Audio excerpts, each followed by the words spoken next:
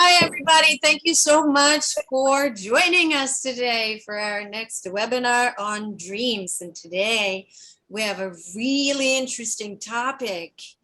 And it's very vast, so we can talk about it for days and weeks. But today we have a topic of dreams, dreamland, and how to interpret your dreams. What does it mean? And how do we determine how to even interpret? Is it psychological or is it psychic? And as many of you may already understand that there's different types of dreams and that the interpretations are also individual, sometimes cultural even, right? And today we're just going to talk a little bit about how we interpret dreams, and maybe that will shed some light on it. And we, of course, have one of our favorite speakers, Meredith, on this amazing topic of dreaming. So Meredith, take it away. Oh, okay.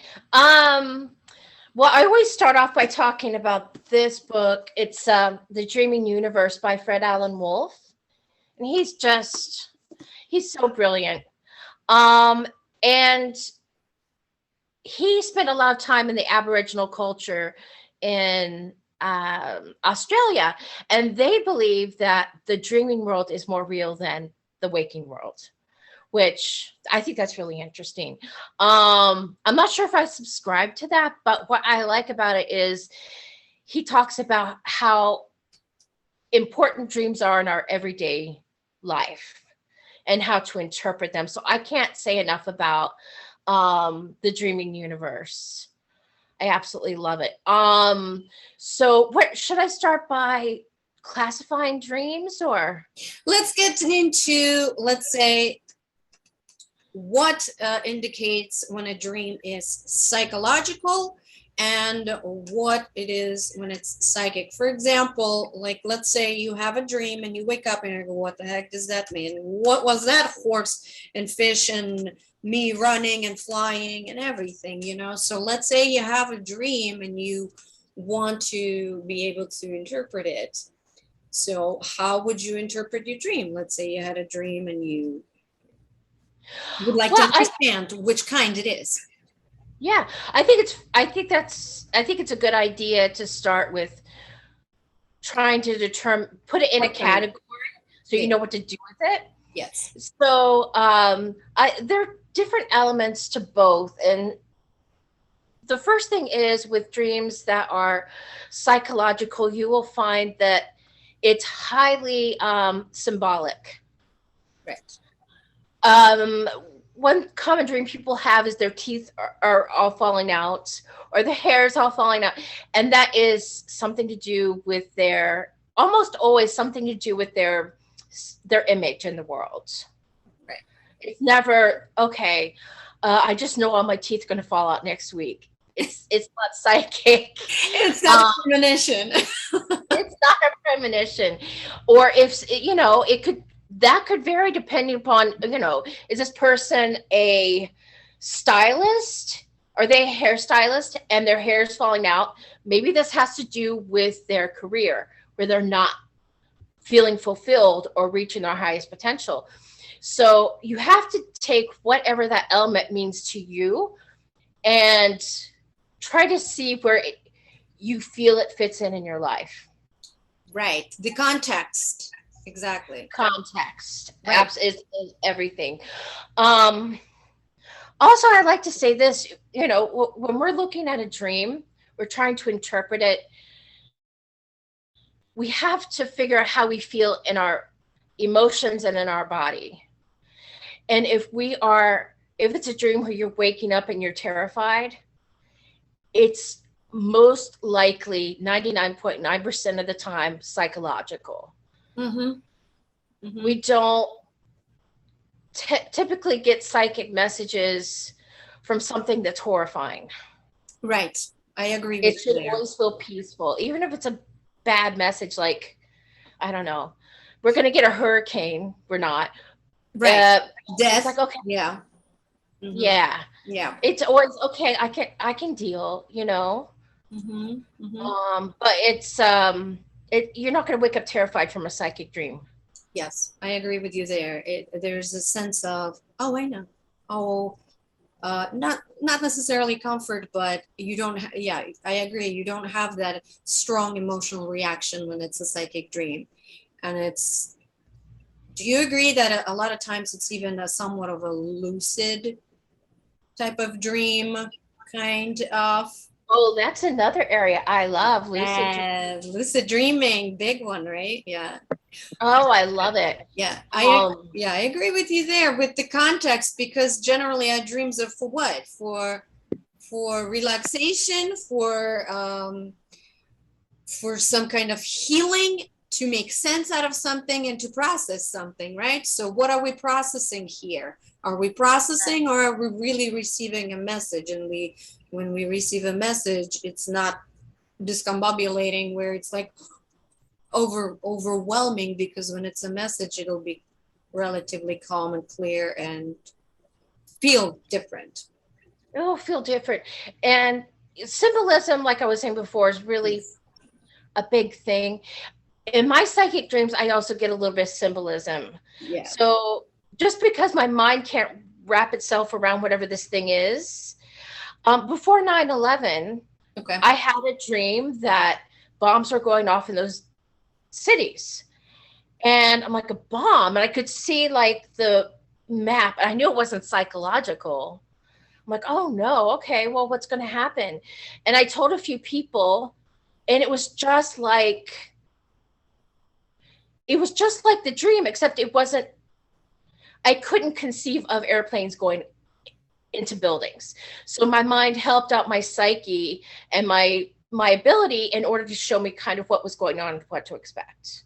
Yes, because our dreams are also, our mind is so complex that its job is to soften traumatic events for us and to process them in a way that do not overwhelm us and re-traumatize us or traumatize us further. So our minds automatically will kind of be like, okay, how can we, and it does turn into symbolic things, so something can mean something else. That's why when people ask me all the time, and I'm sure you come across that as well, when oh, I died in my sleep. Relax, you're not gonna die. The person you dreamt of dying, that's not what it means. You're okay. Yeah, it's never like that. And you touched on something interesting too. It's why do we dream? What is that Uh-huh. about? Uh-huh. I really think that I don't know if you agree with me on this. I Yeah. feel like our subconscious and our psychic mind are always trying to serve our bodies and our mission in the world. And Yeah. so that's why we have them. Yes. Yes. You know how in our dreams, since we're meant in the sleep, we're meant to relax, we meant to recharge, we meant to replenish our energy, but also in when we go to sleep, we don't really, it's the body that recharges, right? So you're you're still traveling psychically, astrally, right? You can go in any dimension. So the way you come back to the body will also show you many different things, right? Like positive astral travel, negative astral travel. So the way you even wake up will give you clues what the heck you were doing in the dream, even if you don't remember it, right? Like if you wake up tired, you're a little busy, right? You're I like definitely, how you said that. yeah, you're definitely busy. And then if somebody's engaged in negative, quote unquote, astral travel, they're basically not replenishing their energy. They might be traveling all kinds of directions and everywhere, but there might be some kind of misalignment where they don't come back to their body properly or smoothly. Especially it's evident in sleep paralysis, right? Oh, I've had that. Oh, goodness. Night terrors, visiting all kinds of portals. Things can happen. Nothing to freak out over again. You're okay. not to scare anyone. You're all right. But these are just little things that, like, if you wake up completely depleted, always tired, for no reason, for example, clearly, if you were up until 3 in the morning watching television, you have to be up at 6 a.m. Clearly, well, that's, you don't have to classify that as negative astral travel. You just didn't get enough sleep. But what if we sleep and never get enough and feel depleted? And yeah, that I would say is a spot of a negative astral travel, where you do go places but you don't come back properly, or there's just too much trauma going on that the body does not enter that restful REM sleep. And there's this building on that, is there's an element of practice that, whether we acknowledge it or not, that we're doing every night. Yeah. Like, especially with travel with lucid dreaming, even though we don't realize that's what we're doing, it's like, okay, I've really worn myself out this time. Yeah. Lucid dreams are actually a topic that keeps coming up lately. I don't know about you, but it's interesting. How do you know when you're lucid dreaming? And the lucid dream is, from what I understand, is when you realize it's a dream within the dream. You're dreaming and you're dreaming, but everything, it seems real. You're like, is this real? Am I dreaming? And you understand that you're dreaming. This can be really frustrating. Those dreams can be so frustrating. I've had dreams like that where, I'm having a lucid dream and I'm trying to accomplish something. It's like, I know this is a dream. I know I can do this thing, or I can turn it a certain color. And I wake up with a headache. You were busy working. There's this point of, okay, sort of being in prayer and meditation, be like, okay, we're not going to do this tonight. No, we're going to rest tonight. Yes. Exactly, because you can learn to control your dreams. Has any of you ever, think about it, you were sleeping, you were having a dream, and all of a sudden, okay, I don't like this outcome. I'm going to change that right now because it feels a little too stressful. And before you know it, it does. Or you dream of something, you wake up because you're terrified or you don't like it, and then you go back right to the same thing. You're like, again? Or you can have same dream over and over again, right? Let's talk about perhaps about those dreams that are repetitive, because so many of us are wondering, well, why do I keep on dreaming about a specific thing, right? Like, for example, heights, or being naked in your dream, being embarrassed in your dream, or my favorite is having to take a test you did not study for. And you wake up mortified and you realize you have graduated like 20 years ago. Yes. Yes. Right. I'm sure you can agree that those are highly stress related dreams, anxiety related dreams. Those are psychological. And those take a little bit of, to me, it takes a little bit of time to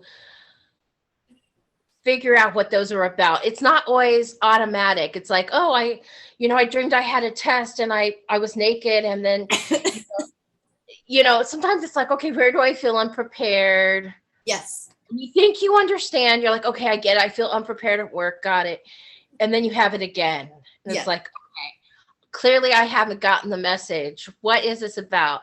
And so the subconscious will keep presenting that dream until, oh, guess what? She's got it now.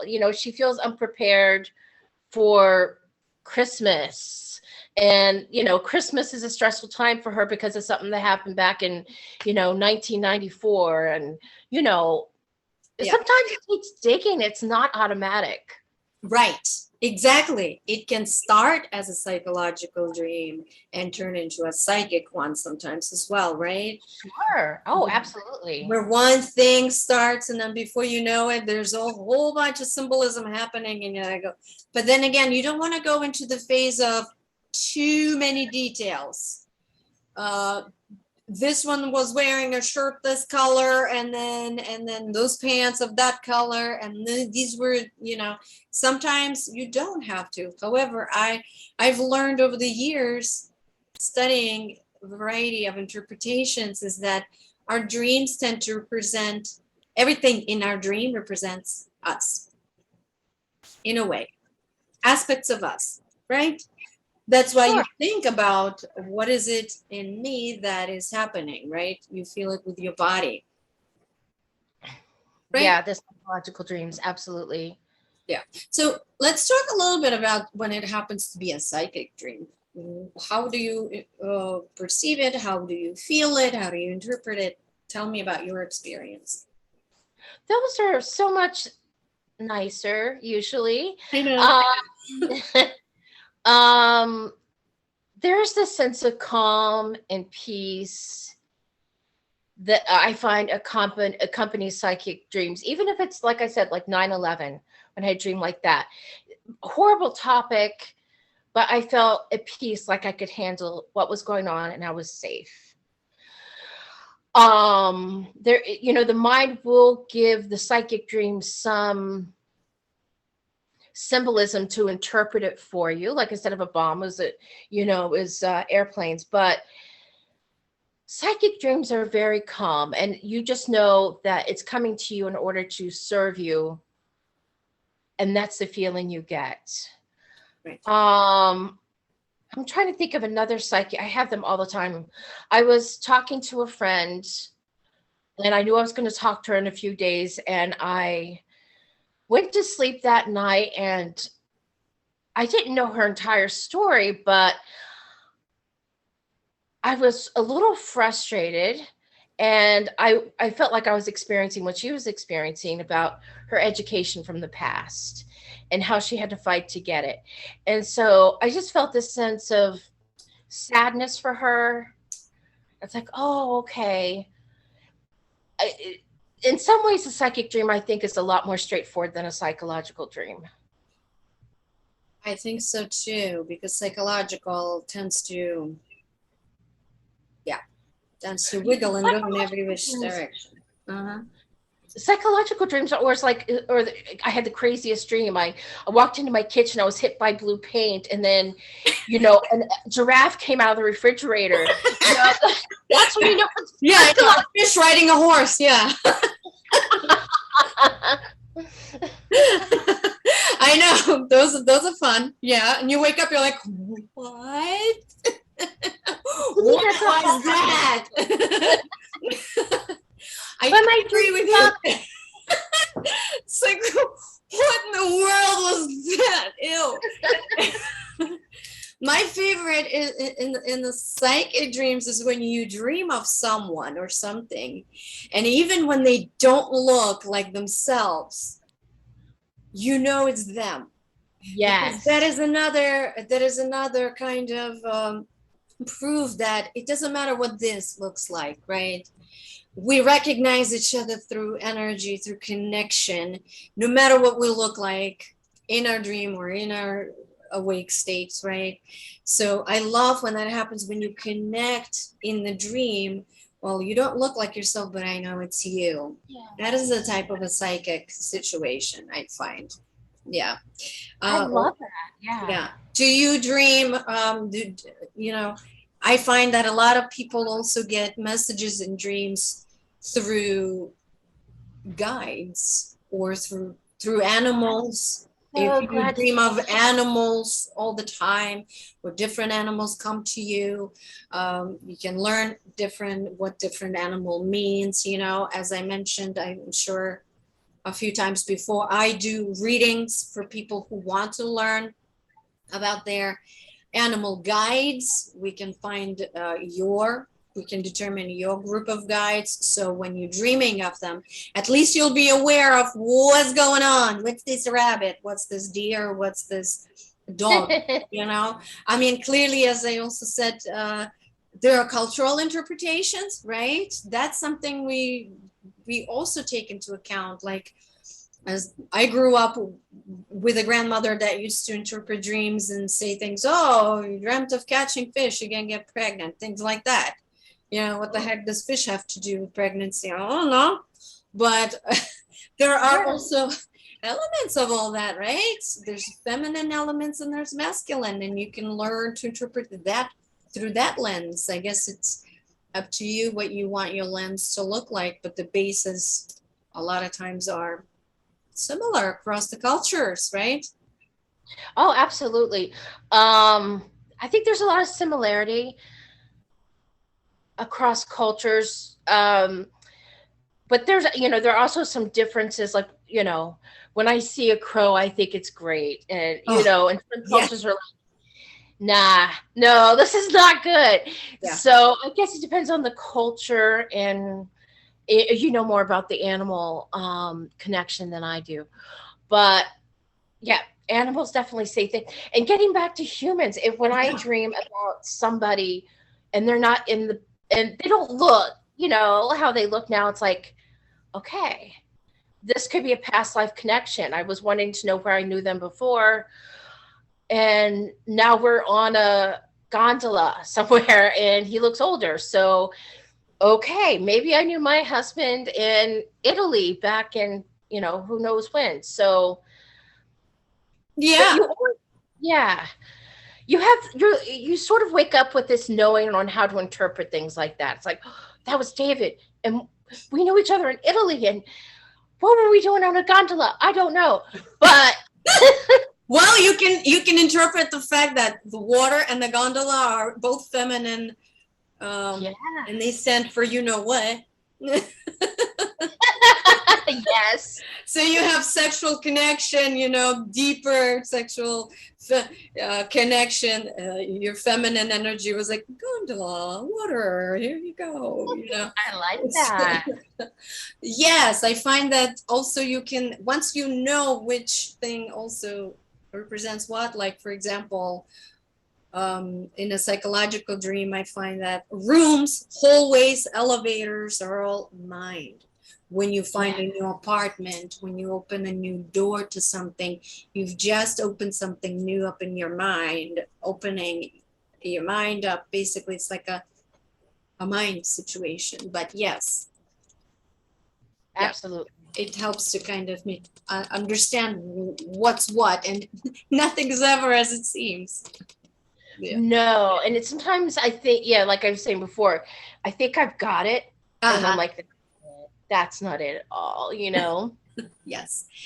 Basically, learning to trust your intuition, right? How do we even learn that? And it takes practice. It takes practice. It does take a lot of practice. And, especially when I started doing dream interpretation when I was in high school, because I'm weird, and people would come to me with, I had the weirdest dream, and I'm like, okay, let's think about this. Especially at first, when you're learning how to do this, having someone who is like-minded to bounce your ideas off of, or be objective and say, oh, so you had a dream about this before, remember it was about that. It's like, oh yeah, because we can't always see our own psychological. Yes, we might be emotionally also wrapped up in the process, and it helps to bounce an idea off of someone's, like, what do you think that means? And I always say what I think it means, but I always try to kind of encourage you to use your intuition, so that, yes, I can interpret this dream for you, but from my standpoint, right? But I always say, trust your intuition. Does that resonate with you? If I interpret your dream, does it resonate with you? If it doesn't, then it doesn't. You don't have to take my word for it. Absolutely. And it has to feel right. Intuitively feels right, then you're okay. Mm-hmm. Yeah, I think the psychic dreams, when you wake up, it's sort of like, okay, yeah, I got it. Okay. I think the psychologicals will just, I think it's just more difficult. I also find that when we're trying to run away from something while we're awake, the dreams will catch up and they will constantly nudge you in that direction. It's like, okay, she's not listening while she's awake. Let's catch Yes. up with her while she's sleeping, especially like a loud noise of some sort, or you hear your name being called in the middle of the night or knocking on the door. That freaks me out. And don't open your door, please. Oh, that's true. Do I not think ever open your door when you hear a knock in your dream, please. Thank you. um Yeah. I think our lives are so busy sometimes, Yeah. and we don't make the time to just sit and breathe and reflect. Or we And then we don't want to because it's too painful too, traumatic. too painful. Yeah. Yeah, because you're having to process what's, something that's a challenge in your everyday, and then you put it off and it finds you anyway. It will, no matter what, because our bodies are meant to heal, not just on a physical level, but on emotional and mental and spiritual. So if you keep avoiding something mentally, emotionally, and spiritually, it will find a way to get there. And if physical symptoms are happening, that means you're avoiding the emotional and mental and spiritual ones, right? Hmm. It'll sound like a little knock, and it's going to be a knock upside your head if you don't get Uh-huh. it. Yeah, yeah. It depends on the feeling that you get with it too. I would like to touch a little bit on the sleep paralysis topic, if that's okay.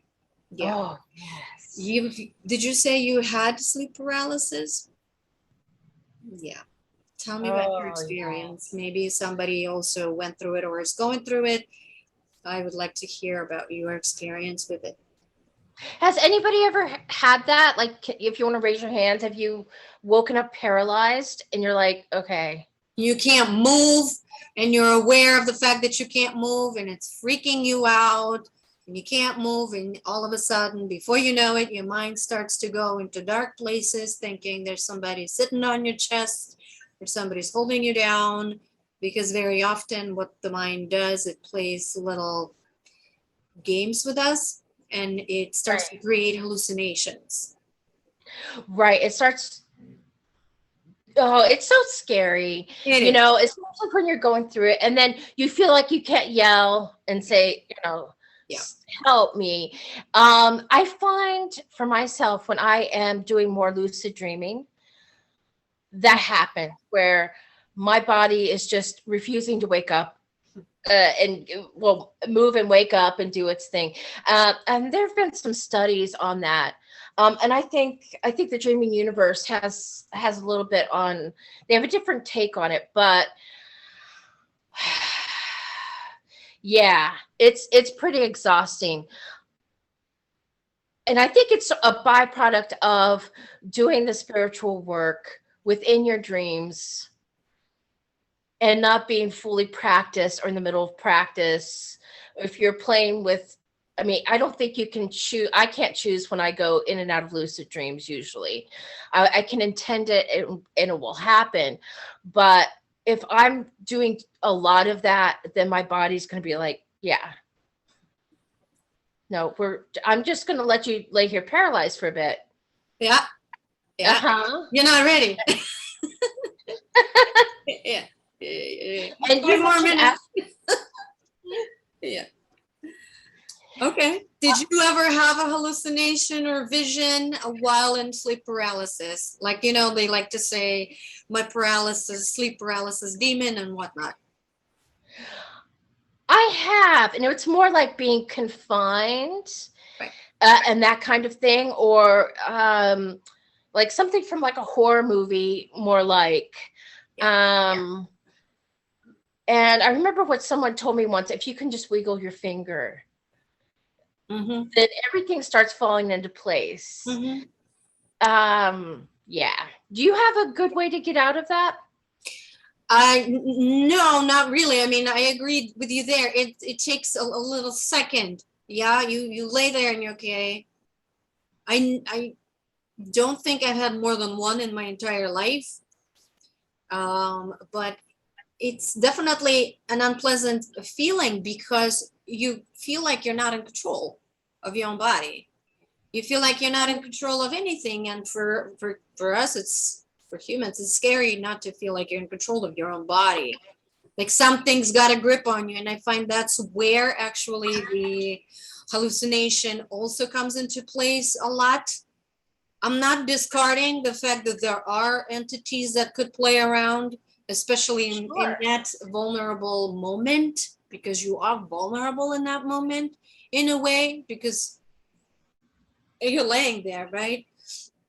But yeah, I think that's one of the best ways is just to kind of, okay, let's see, to regain slowly control over yourself, breathing. And I can't tell you that I have a vast experience with this. I can't, because I'd be lying if I did. I could say, oh, don't think about it. You're gonna freaking panic if it happens, clearly, because what's happening? You can't move, you can't speak. It feels like somebody's sitting on your chest. It feels like somebody's holding you down. So that's when the mind often goes into what we know best is, oh, there's a demon and it's holding me down and it's sucking my soul out or whatever it is else.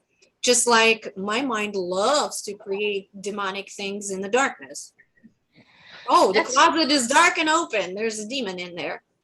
that's fun. Oh, it's always fun.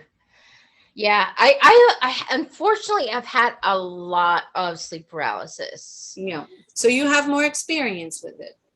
Yeah, it's just never easy, and I chalk it up to, yeah, I have this ability, and I have a lot of lucid dreams, whether I intend it or not, and my brain and my nervous system and my emotions all have to get on the same page, and I need to do more resting and less of playing around in my dream time.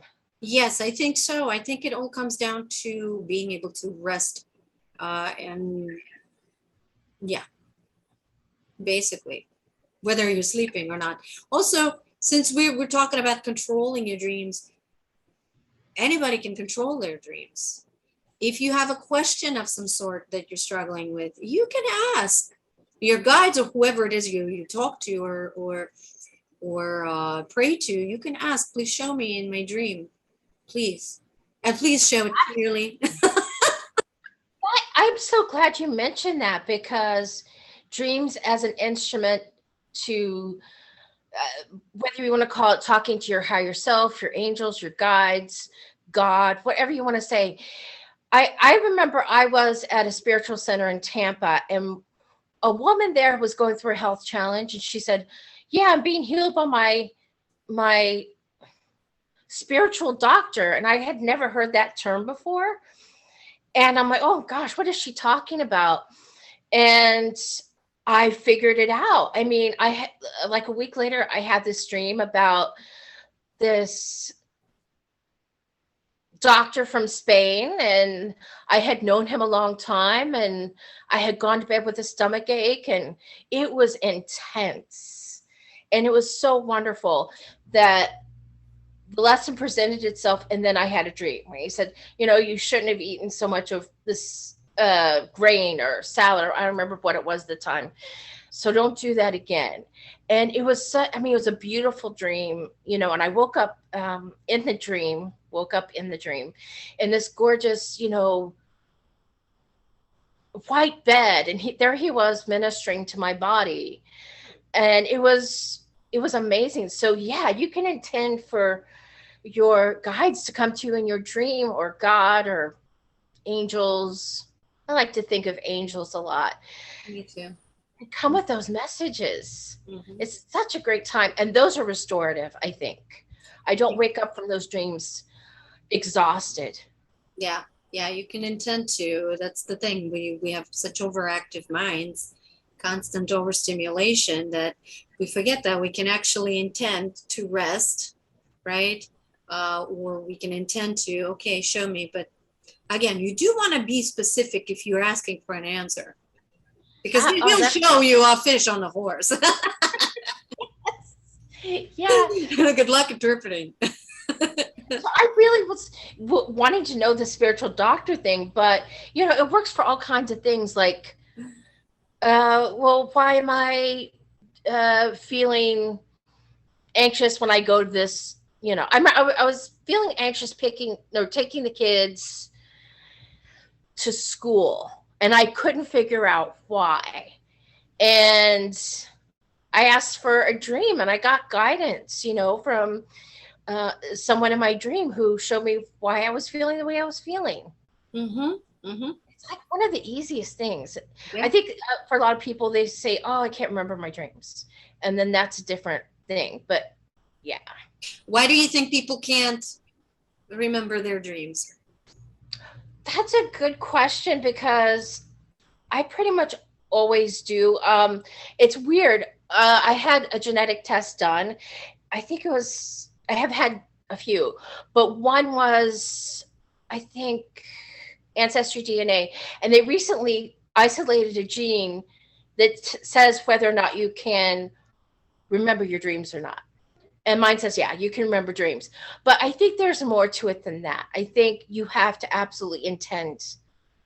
Yes, I think it is a combination of intention, being open to it, and also there's a chemical reaction, I guess, and like neurological reaction, where, because when we go into REM sleep, if there's some kind of disbalance, your mind is automatically going to be, okay, overload, we're not going to remember too much information, right? So we're going to wake up like, oh, I didn't dream. We dream all the time, but your mind prioritizes to see, okay, she's under a lot of stress. Let's not give her an additional fish on the horse to interpret, because that might set her off,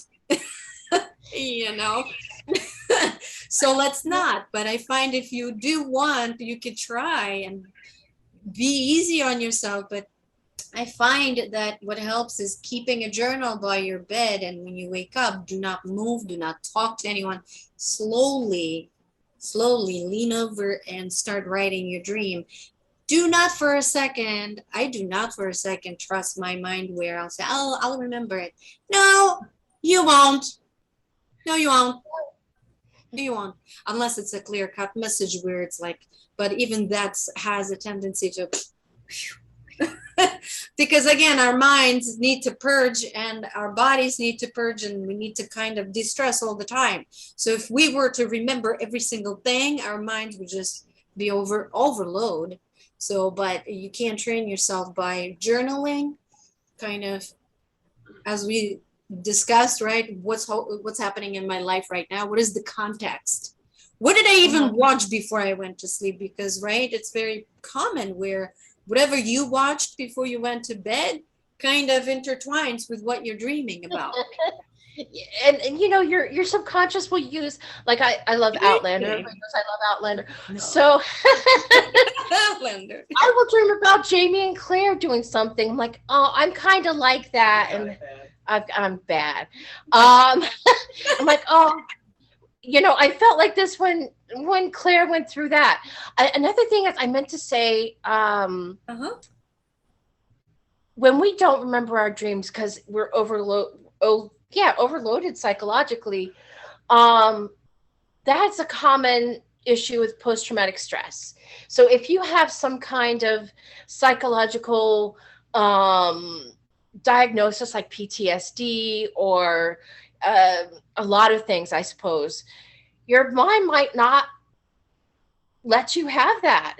I woke up scared and I don't know why. Yes, absolutely, 100%. Yes, trauma does a number on our bodies, on our minds, and it will continue to guard us unless you deal with the PTSD. Absolutely, because again, your mind will not allow you to continue to compile things. But yeah, Yeah. And so I guess the next question is, how do we intend? How do we set the intention before we go to sleep to either remember our dreams or have a lucid dream? And for me, it's just saying, okay, I say to myself, tonight, I'm going to remember, I want to remember what's going on in my dreams. And Sometimes it takes a few times. Do you have any tips Yeah. on that? I do the same thing. I will say, okay, my guides, please help me to remember the dreams if I want to remember it, right? And there are days where I don't, or I'm dreaming of it. I'm watching everything. I'm like, yes, yes, yes, I'm going to remember that. Yes, in my dream. And then I wake up, I'm like, nothing. Because I was so busy trying to remember my dream in my dream. Yes. Yeah, Yes. don't worry about it.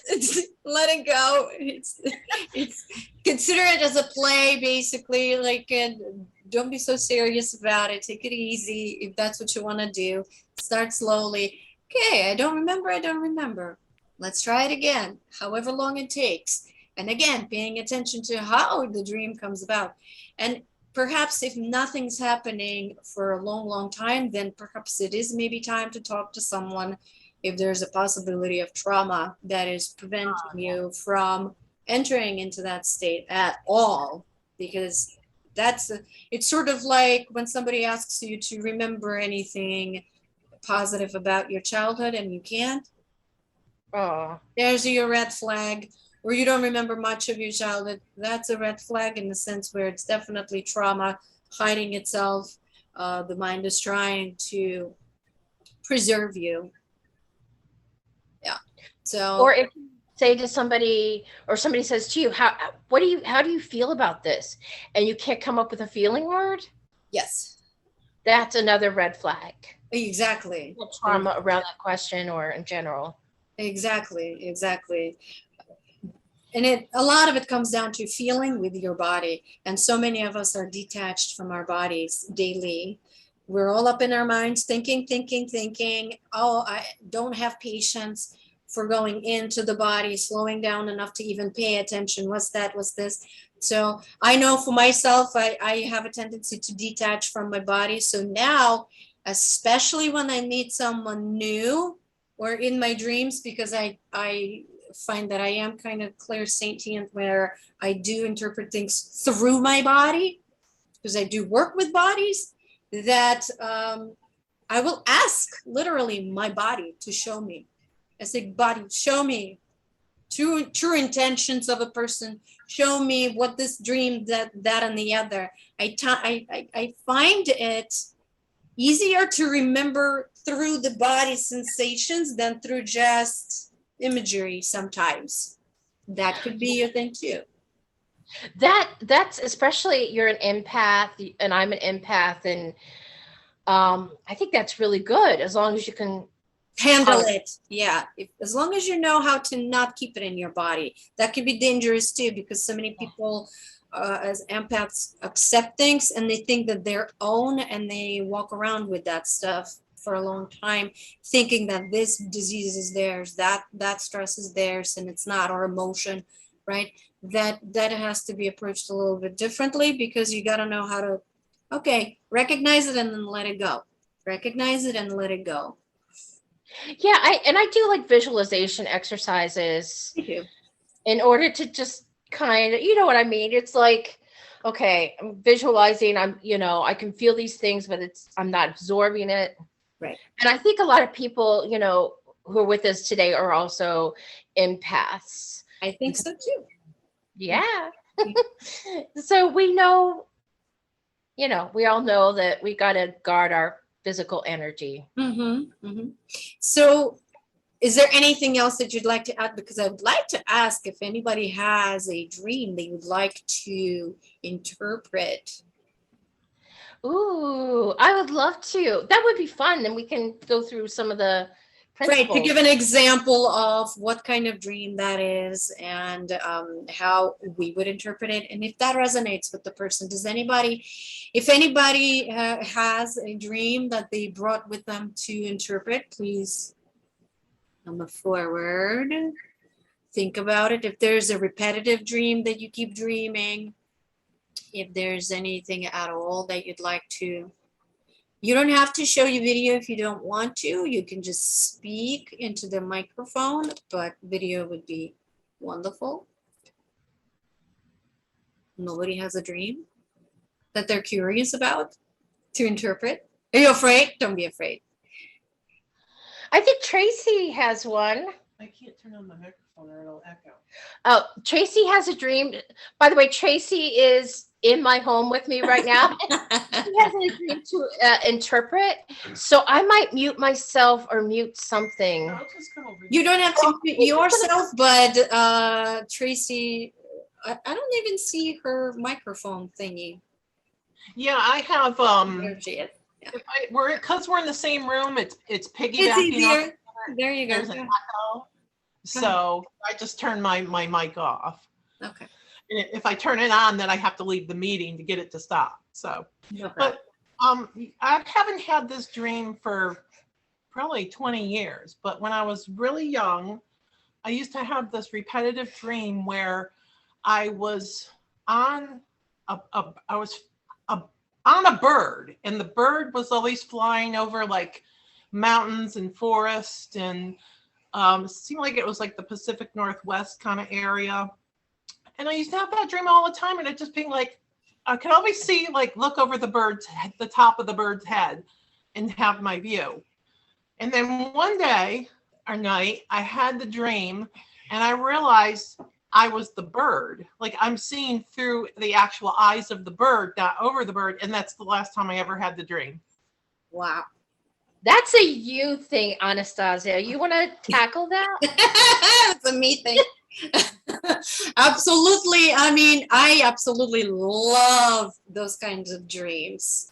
I miss it because it was so satisfying. And I'm like, and it was so neat when I realized I was like seeing my eyes, I was the bird basically. Yeah. I find that those types of dreams are a combination of psychic and psychological in a way. Psychic, not in a sense like it's a premonition of something, but because it's an animal, it's sort of like the fact that you turned into the bird itself shows you either you experienced being the bird, right? It could also come in a sense where the type of bird also that showed up for you, be it an eagle or a hawk or It was a hawk. a hawk, right? Yeah. Any type of bird, right? The desire for freedom, the desire to let go, to see things from a larger perspective, to go up higher, to see from a bird's eye view. But the whole I feel like this dream was more of just an experience of being a bird, what it feels like to soar up high. And it probably started with your guide showing up, like a hawk, you being your guide, for example. Let me show you what's out there. And then you merging as one, perhaps you were a hawk. Or again, the way energy works is that we are everything all at once. It's not past life necessarily. We call it past life because, well, it's in the past and the linear aspect of it. But in energy, it exists at the same time as Yes. you are right now. So you could be a hawk right now somewhere flying around enjoying, right? All right. When I find that those dreams end, it's sort of like a completion process. That's all you needed to see and feel, because our lives are just a bunch of cycles, right? Kind of, okay, cycle complete. Now she experienced herself as a hawk, right? For So whatever. Is that why like the dream stopped? I've never had it ever since that was it. The dream Yeah. is done. Whatever it was, it could also be contextual. How old were you when you dreamt of it? And probably the last time I had that dream, I was in my like late 20s, maybe early 30s. Right. So that was sort of a completion of your maturity, sort of, right? Because I find that the flying dreams are throughout childhood into early adulthood. How many of you have dreamt of flying, truly flying as an adult? Like literally? Flying, like through the air. Like in a dream? Right. Okay, because I was confused because I'm actually a pilot. So Oh my goodness! Oh my God! That is amazing! Oh wow! That just like woo! That just went right through me. Oh, you're such a hawk! told me I was going to become a pilot, or I feel like that's just a Wow! but I feel like this connection to this bird was amazing. Yeah, look at you. You connected to it so much, you became a pilot. Yeah. Maybe perhaps also that's why you don't have to dream about it. You're flying. Right. Oh. Yeah. Oh. Didn't you have a dream about wolves or coyotes? I used to have a repetitive dream about a wolf, and I was the wolf. Ah, excellent. And Okay. I had this dream where, again, it was like the Pacific Northwest area. Okay. And actually, I was lucid dreaming. I was aware that I was running. Could feel the forest floor, the path on my pads of my feet. Ooh. And it makes me cry sometimes because I just Yes. want to run with them again. And remember this when we first started talking, and I get all weepy sometimes about it. Yes. You know why? No, why? Because I find that when we cry over things like this, is we kind of have a strong desire to reconnect to nature, reconnect to it. And also wolves tend to represent teachers. Teacher within, teacher outside, something you need to learn, like a teacher of some sort appears. Maybe when, or you being a teacher as well, teaching someone something, right? Since you were within that, because also, aside from teaching, also wolves are kind of a pack animal, like a pack and a leader kind of animal, and also very. I was confused about that because I'm a loner. And exactly. So when people say I'm a lone wolf, yeah, maybe in a sense, but there were other wolves in the dream, and we were running as a pack. exactly. And I was not the alpha. I just realized I was never the alpha in that dream. I was just one of the wolves running. Yeah, and there's also another interesting, and you know exactly, those I find are psychic dreams. Those are what? Completely psychic dreams. That is Psychic. a psychic dream right there. That is not a psychological dream at all. When you Right. turn into an animal, when you're speaking to an animal, that is a guide or you. But that's another thing. So many of us, when we say I'm speaking to a guide, we do consider guides, angels, archangels, all the sentient beings as something separate from us. They're really not. Yeah. They're really not. You are that being as well. So when you see yourself in that role, you're just getting in touch with your higher self, with your inner wolf, with your inner teacher, with your inner guide. And intuitively, you're like, okay, I'm not an alpha, but what is alpha? Alpha is actually, you know how we classically will think alpha is somebody that's macho and strong. Alpha is actually, most of the time, is a female a lot of times, and who is actually in the back of the pack, not in the front ever, always in the back, because they're like the captain of the ship or the pilot of the plane, the last one to leave. Well, it's just weird because in real life, a lot of times if I'm with a group of people or friends or whatever, I'm by default the leader, and I don't want to be, but everybody's like, well, where do you want to eat? Everybody looks at me like, I have to. You're caring and not alpha. Do you know that alpha is one of the most compassionate, the most caring and compassionate? That's why people perceive that person as alpha without even realizing it. You are alpha. You just don't know it. I'm like, oh my God, can't somebody just pick something already? Why do I always have to decide? And it's like, because you have that vibe that I have all the answers and I got you. yeah. Without being assertive or aggressive, because that's what alpha is. Alpha is not the one that goes like this. Yeah, No. I'm not like that. That's the first one to go. Yeah, that's not. Yes, absolutely. Yeah, so that is an amazing dream. I love that. So it's basically getting in touch with your inner alpha, the caring, the trusting that you do have the answer. You are a teacher, and you are, and remain teachable as well. And that hawk is you all right there. I'm almost willing to bet if we were to do a spread, a hawk or some type of similar type of bird would come up for you.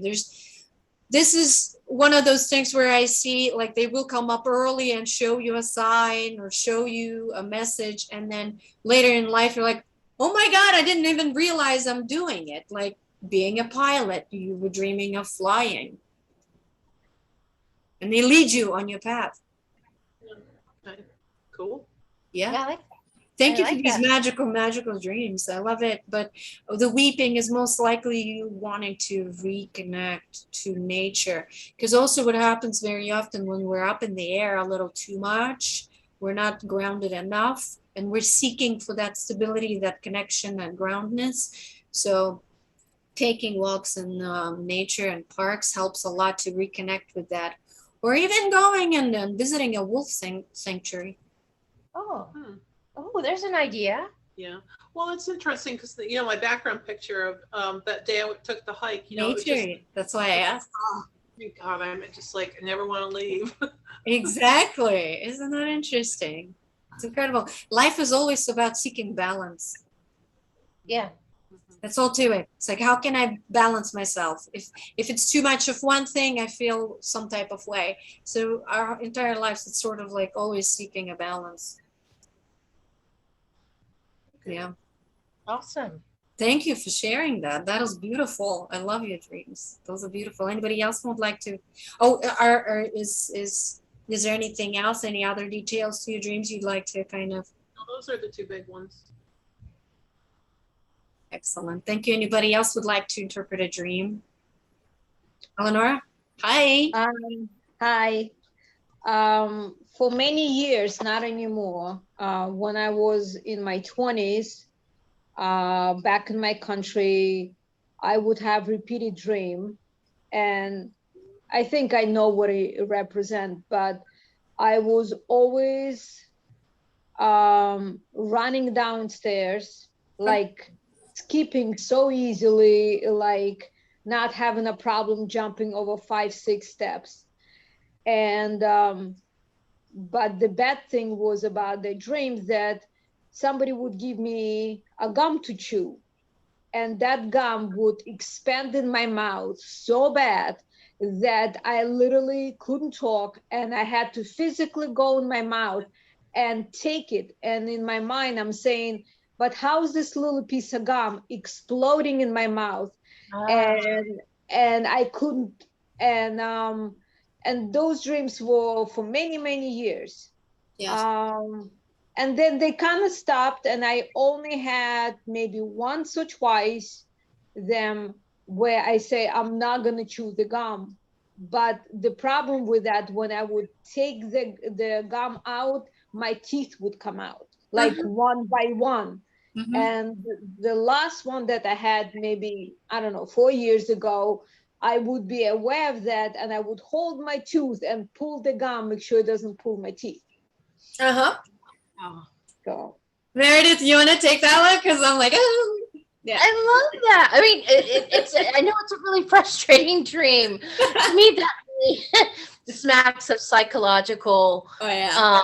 things, Yeah. especially with the teeth falling out. And it's sort of like, I love it because, you have a piece of gum, right? And it keeps expanding beyond what you can handle. So you're taking it, putting it in your mouth more than you can chew, as they say. You're chewing off more than you can handle. Or somebody is giving you responsibilities, Eleonora, and it's like, okay, maybe this isn't fair. I thought it was this, but I'm actually doing all this. Does that resound with you? Where it's like you just had a lot going on and people were expecting a lot of you, or you're expecting a lot of yourself? I think it was more, I mean, that dream was more when I was in my 20s, which I was still in my country.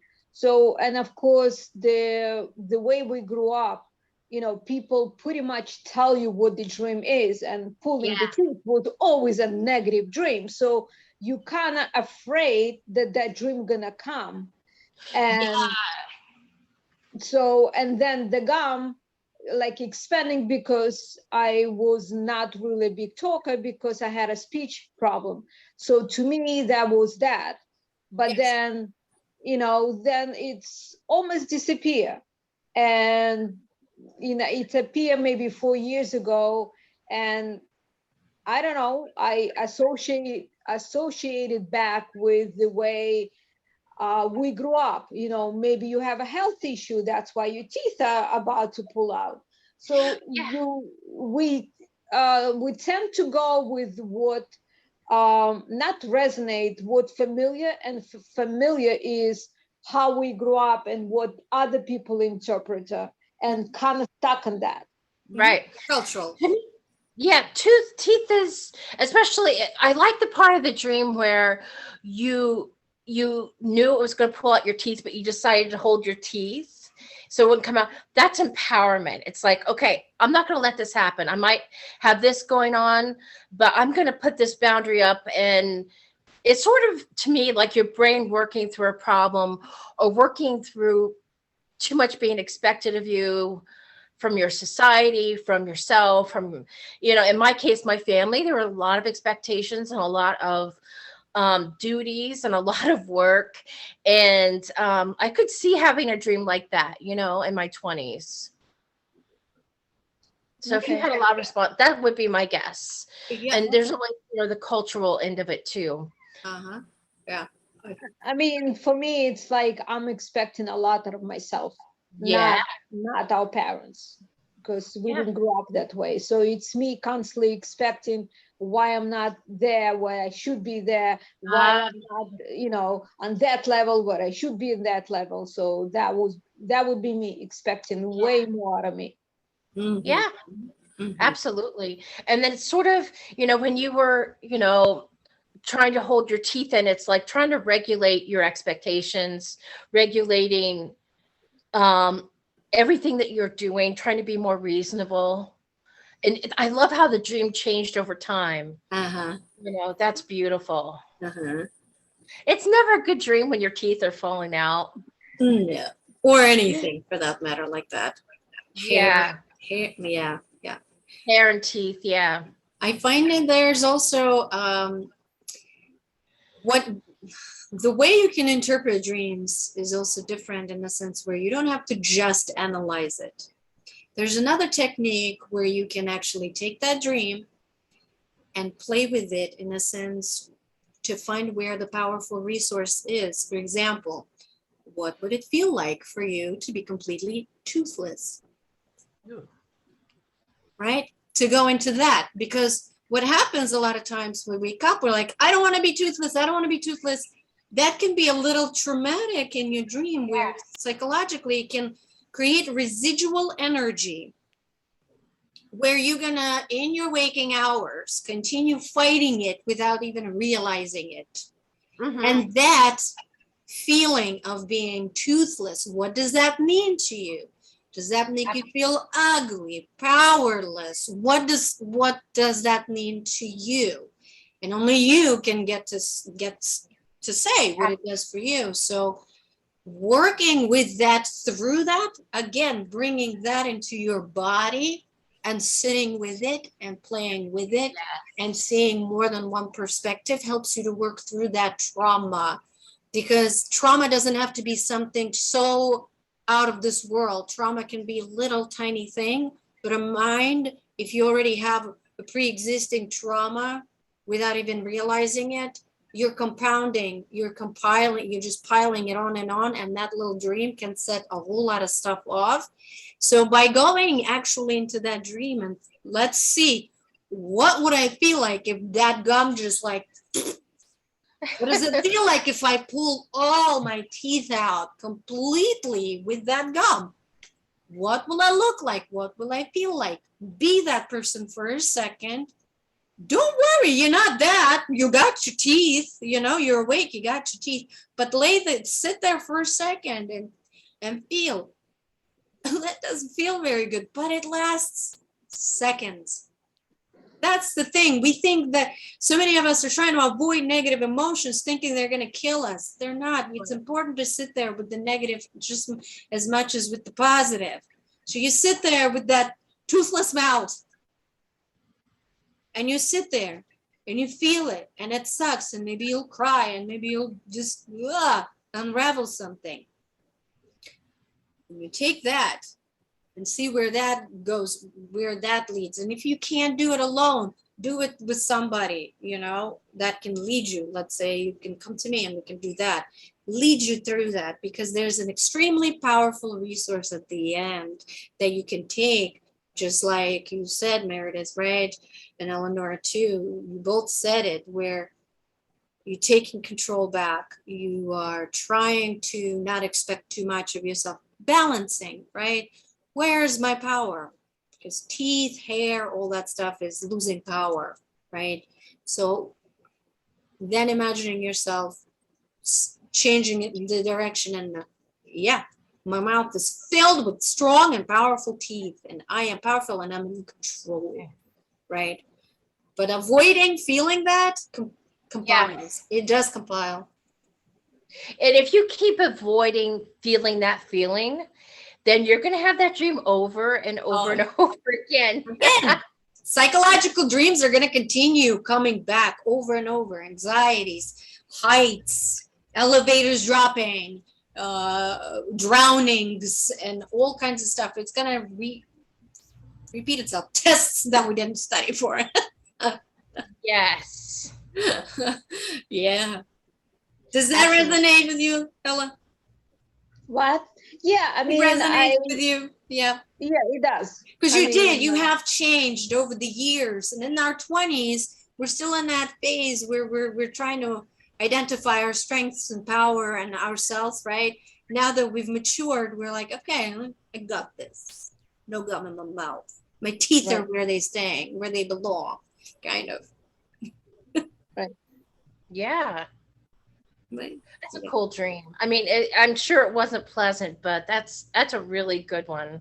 Yes. Also, yeah, anything that's with mouth, it's sort of like, what am I not able to digest kind of thing, Yeah. right? Because digestion And if you're- starts in your mouth. If you're working in the dental field, that's, that opens a whole other can of worms. Like, Yeah. Yes. Just like with hair. I recently, for example, I recently dreamt I chopped off all my hair. wow. And I cannot say that I was completely upset over it in my dream. I was like, ooh, sort of liberating. But I've been growing this for so long. I'm like, damn it! Right. I chopped it all off again because I've chopped off my hair before in my life, where it was, again, just like right now, down to my waist, and I chopped it off to a pixie cut. I've done that in my life. And I find that it's also a form of empowerment and control in a way, because I had an experience where I went for a trim and the guy did trim, it cut, and he cut a lot. So since then, I'm like, okay, show me how much you're trimming, show me, because he didn't show me, and he just like chopped off like half of it, because he decided to without my permission. So things like that can play into where am I in my life right now, trying to regain control or keep control or power, or perhaps it's time to shed something because we hold a lot of stuff in our hair.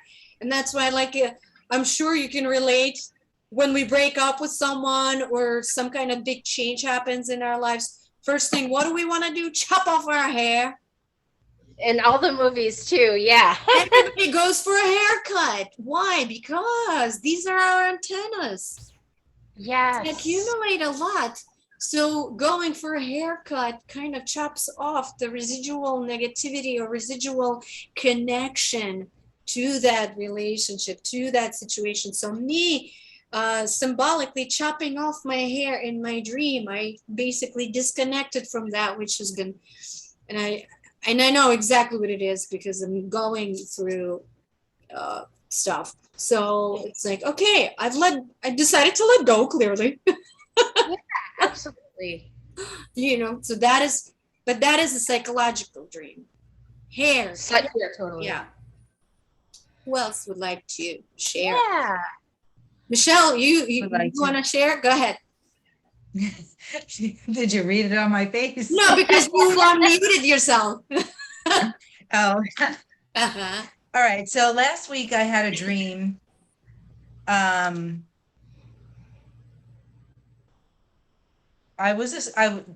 didn't feel like I was awake, but I saw this little boy Ah, yeah. Remember I was telling you? Probably about 5 years old. He was light skinned, African American. He had like curly, tight little hair, and he had all this gold, like sparkle light around him. Yeah. It's a beautiful And thing. he was just standing there. So, instantly I was like, I got scared, and I felt like my heart was pounding. And then I forced myself to open my eyes, like being completely asleep and um, wide awake.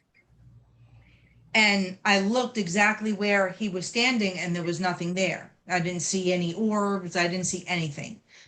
So the day before, my girlfriend had come over, and we had gone to lunch and we hung out for the day and stuff. And 5 years ago or so, she gave birth to twins and she lost her son. So when I spoke with her that day that I had the dream, I said, I had a dream last night. And she said, what was it about?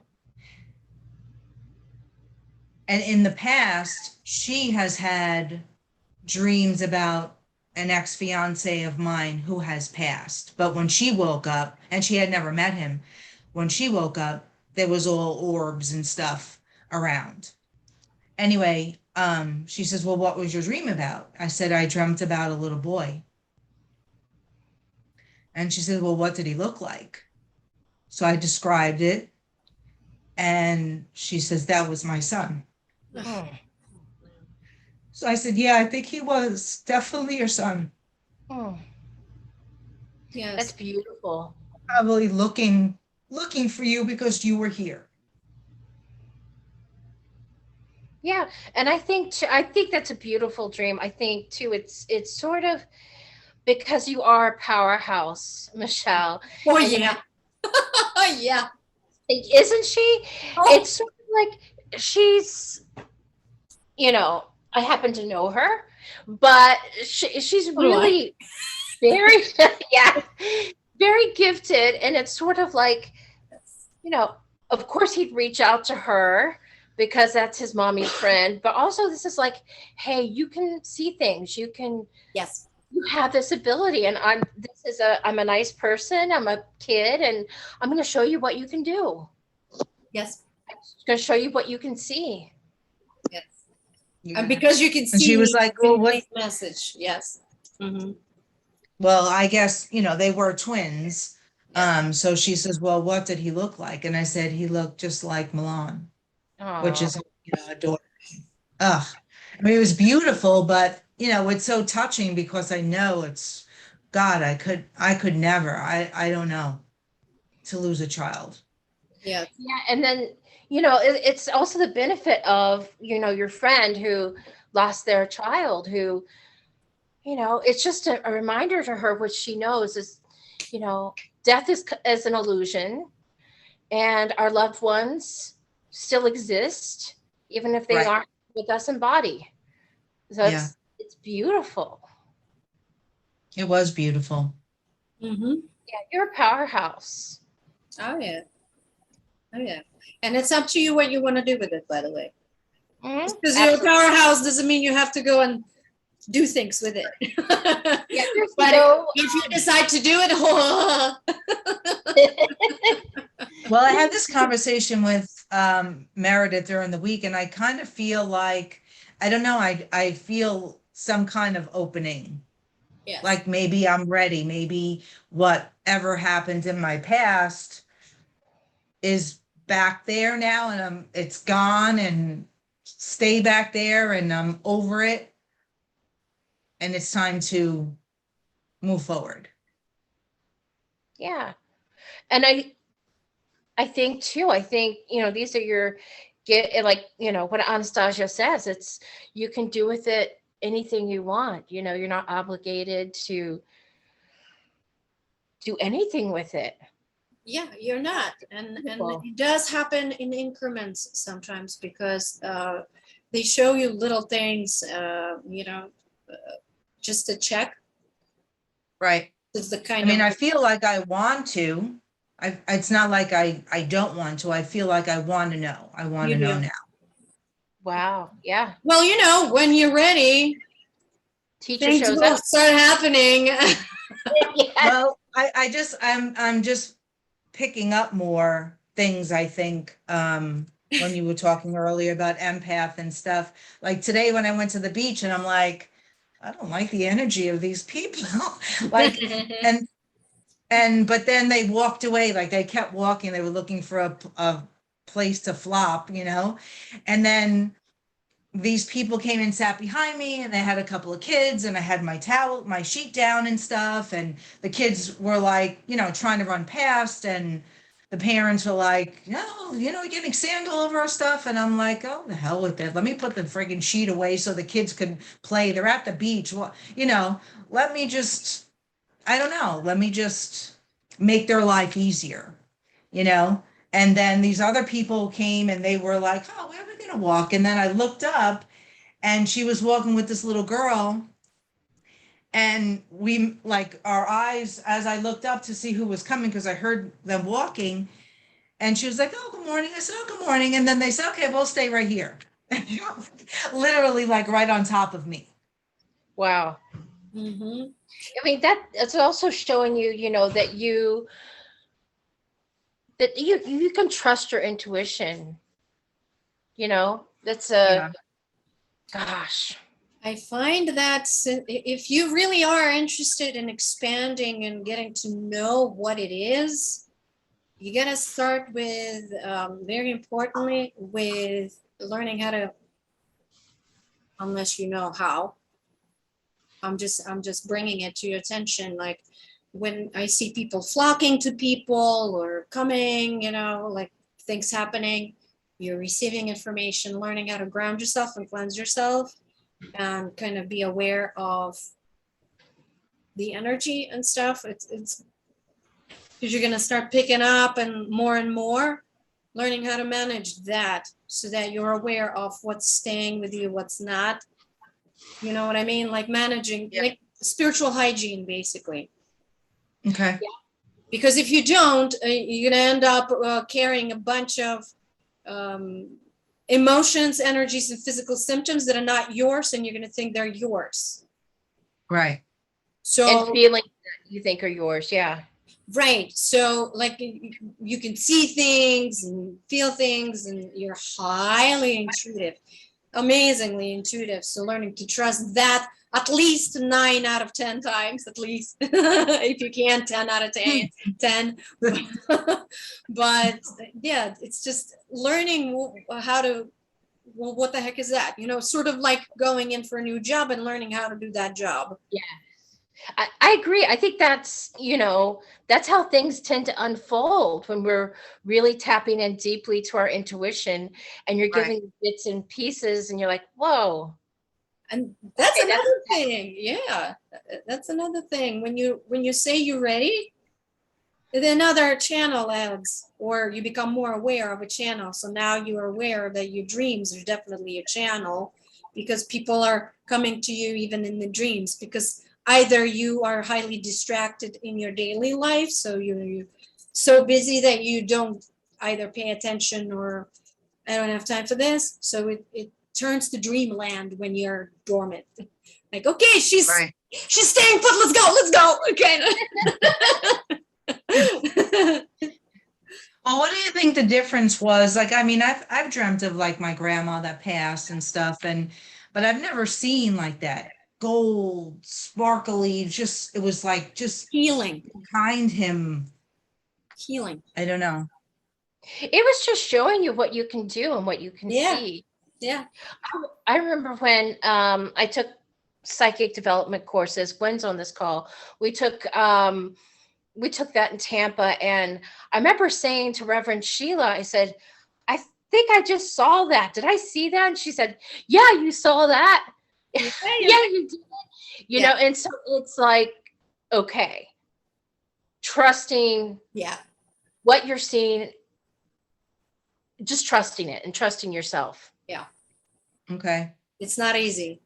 It takes practice, and it takes some time, sometimes, especially if we were invalidated as kids, by our parents, like, oh, you can't say that, oh, you can't do that, or you're making it up, or your imaginary friend is not real, or your feelings are not important, or whatever. In any way you've been invalidated, you're gonna start not trusting yourself. So learning to trust yourself, it's a process. So you can do it. Okay. Yeah. Yeah. Awesome. But sometimes it's not even as important to really be in the, I know as a Gemini, details are extremely important. They are. I am well aware of that. So if you must, the golden white light is generally associated with healing and just basic communication. Yellow and golden's like how we connect, right? So just basically coming in and connecting with you and bringing healing with him, because perhaps that's what your friend needed. Just because you're the one who saw it doesn't mean she did not get the healing. She probably got it sort of like peripherally, like by association. By you just talking about that dream, she received her healing. Okay. A little bit more healing. I mean, I don't know honestly how you can get over it or whatever the word would be for that, but a little extra healing for that heart happened. Right. Awesome dream. Okay. Okay, good. Thank you. Anybody? You're welcome. Thank you for sharing that. Thank you for sharing. Anybody else would like to interpret a dream? We have a few more minutes left. Any other dreams that are, Christine, are you unmuted? Go ahead. Hi, so I just seem to have a dream on several occasions where I am in a situation where I'm basically like terrified for some reason, and it's not always the same situations, it's various different scenarios. And as hard as I try to scream out, I just can't do it. And it seems like the harder I try to scream, like the more I can't even get the slightest sound out. So, and if it happens, I guess it's been happening for a while. I don't know when it started, but I guess over the past few years, I can remember these kinds of dreams happening to me. So it's, very unnerving in the dream to be helpless. So are you screaming in the dream, or are you trying to wake up from the dream and trying to scream? It's inside the dream yeah. So then, eventually I'll wake up and realize it was a dream, but while I'm in the dream, that's when I feel like I can't get anything out. I'm feeling scared and just can't scream to get attention. Right. Somebody to help me. Yeah, that's do you mind if I start on this one? Absolutely, go ahead. Yeah. I think what I'm gonna say here. I mean, when you are having a dream that you're terrified, to me that's most of the time that is psychological. But when you're trying to communicate, whether it's through words or screaming or trying to get attention for whatever, like help, this is where you are not allowed to use your voice. So, I don't know the situation. You would know a lot better than I would, but where in your life are you not allowed to talk? Where are you not talking? Where are you not allowed to say? Is it something at work where you're just not allowed to express yourself or share frustration? That would be where I would probably start with that. Yes. Yeah, I can find various different situations, like work or personal, where that could be the case. So it's hard to pinpoint exactly one thing. Maybe that's the cause of it. It has been for a long time. Yeah. But it's just, I guess I'm not that outgoing to express feelings of frustration verbally to people. So it could just be that's the way it's kind of coming out in the dream, me trying to feel like I really need to say something. Yeah, I found that singing more because I get like I'm talkative right now, but usually I don't have a lot to say. But when I get into that point, I just sing, and I make a point to sing every day. And also, I'm something about the throat chakra. Maybe you gonna go into, but what were you thinking, Anastasia?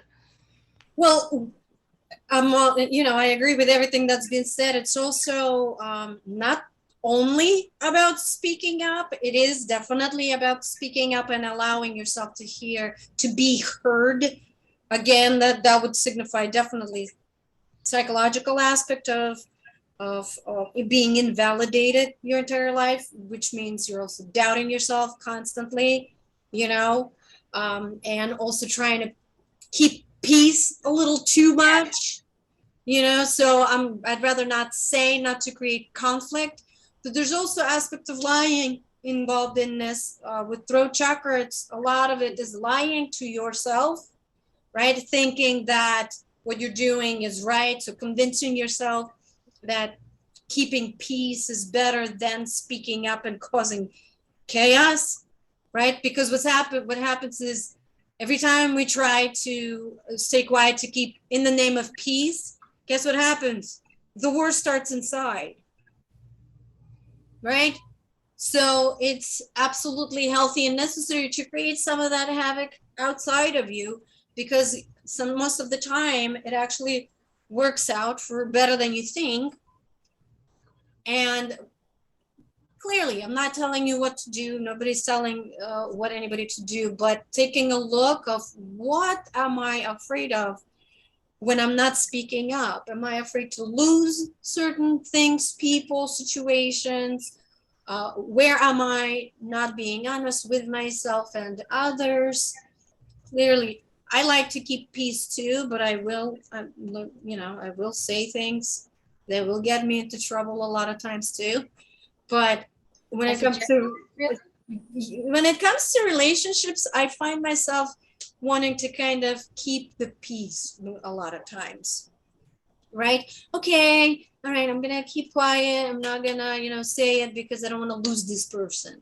But then you have to look at what are you losing and what are you not losing. Being honest and true to yourself should be kind of a priority, because otherwise things like this happen, and the fact that it's recurrent is that you're chronically stifling your voice. And just like Meredith said, which is an amazing one of the most amazing ways to kind of get things out, is speaking and singing, right? Singing, talking. I talk to myself all the time. A little too much, maybe sometimes, but it gets the ball rolling a little bit, sort of like lifting that lid a little bit to let the steam out a little, right? And then before you know it, you're saying what you need to say to the person, maybe writing it as well, writing it out. But yeah, it sounds like you're stifling yourself a whole lot. And it's also sort of like there's an aspect of courage involved as well in speaking up, right? Standing up for ourselves. A lot of us don't stand up for ourselves. In trying to keep the peace, you forget to stand up for yourself because you think it's confrontational, or it might hurt somebody's feelings, or you might lose someone or something. But is it worth keeping, right?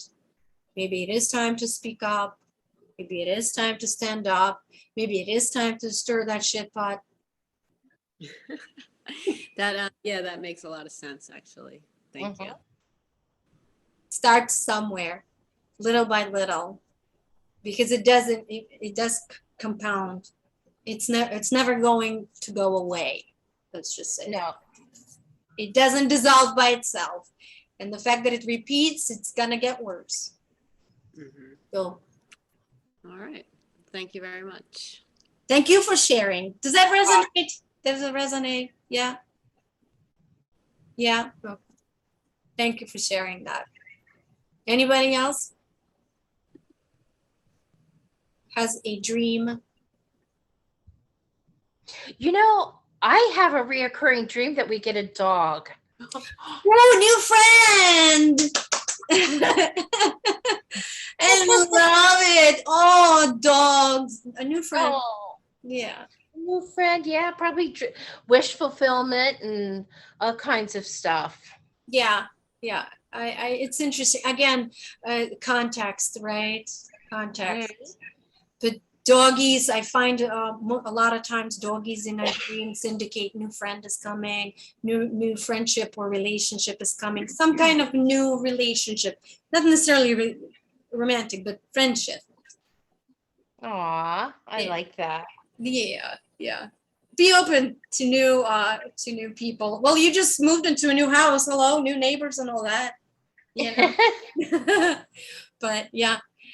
If nobody else has any dreams to interpret or any questions, maybe.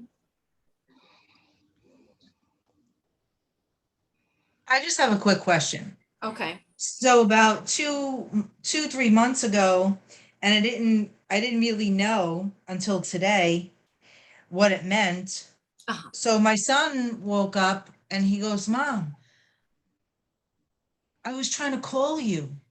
I said, "Where? How far could I have been? What do you mean you tried to call me?"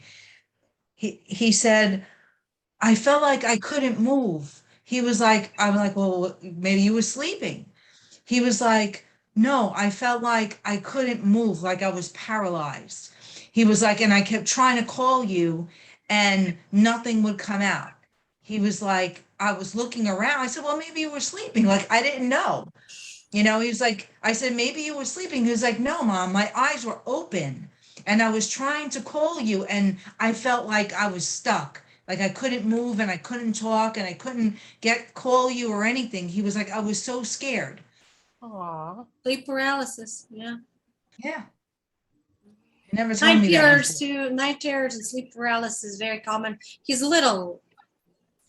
He's 12. He's 12. He's little. Yeah. That's it's kind of common too. Yeah. Sleep paralysis. Yeah, and especially that time of life, 12, 13, Yeah. where everything's just, all the fun's about to happen or is happening with Right. hormones and Oh. abilities. This is a good time for abilities to start coming out too. I think he has abilities. I mean, Yes, he me, does. I'm Look at What's Mama. that? Look at Mama. Well, of course he does. Yes, I was about to say. Well, I'm crazy with the feathers and stuff, and he's like, "Oh, look, a feather." He was like, "The angels are watching, or the angels are protecting us." Aw. Oh, I He's love like, it. or butterflies. He's like, "Oh, look at that butterfly," or a butterfly will come. It landed right on him. Oh Even my when he was- God. I love it. When he was little, he was like, I think he was in pre-K 3 or 4. So he was 3 or 4 years old. And they have a picture of him sitting outside. And I don't remember if they grew the butterflies and they let them all go. I think that's what they were doing. And he has one on his hand. Oh, yeah. Aw. Yeah. But the butterflies always come to him and he always finds feathers. Yeah. Yeah. He's most likely coming into his gift. So together, you can together support one another and talk to him, and kind of reassure him that if he does experience night terrors or sleep paralysis, give him like these things that you've heard today, like, try not to panic, move your Right. finger, whatever, try not to panic. You're okay, you're safe, you're right here, I'm right here, you're not alone, I got you. It's okay Right. that you can't get the sounds out. You're going to be okay. Do your best to not panic. Yeah. But I I find did get a little dream catcher and I put that by his bed. sure. I find Just to say, hey, this is a dream catcher and this will protect you when you're sleeping. Sure. And There's nothing to intention is very important. Intention helps a lot with that. Mhm. Yeah. Yeah. Mhm. I find too that when kids understand what's going on, it takes the scary out. Yeah.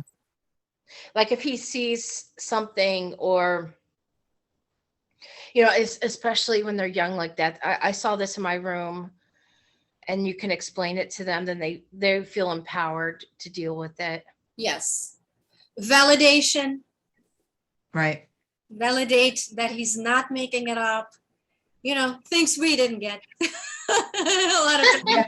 Right. Exactly. Validate. You're not making it up. Yes, you are feeling Right. it. You're not Let's crazy. explore it together. How do you feel about it? How does your body feel about it? Do you want to talk about it? Do you want to talk to somebody else who's gone through it? Validation. Very important. Excellent. Wonderful. Okay, thank you. You're welcome. Thank you. Thank you, everybody, so much for sharing, Meredith. Thank you so much. You. Thank you. I had a lot of fun with this. I really, really appreciate if there's any last minute questions or comments, concerns. Now's your time. No. Thank you so much. Have an amazing rest of the weekend. And if at any point anybody wants a dream interpreted, you can reach out to Meredith. You can reach out to me. We can work on it together, especially if you'd like to explore the concept of getting into your body and sitting with that emotion instead of brushing it off and thinking it'll go away. We can play with that. What does it feel like to be toothless? What does it feel like to not be able to speak, not to move, whatever, everything. And we can work with it and work through it on the other side, because the other side is very powerful. Okay? Thank you so much, everybody, for joining us today. Thank you. You. Thank you. Bye-bye. Bye-bye. Bye. Thank you Thank so you. much.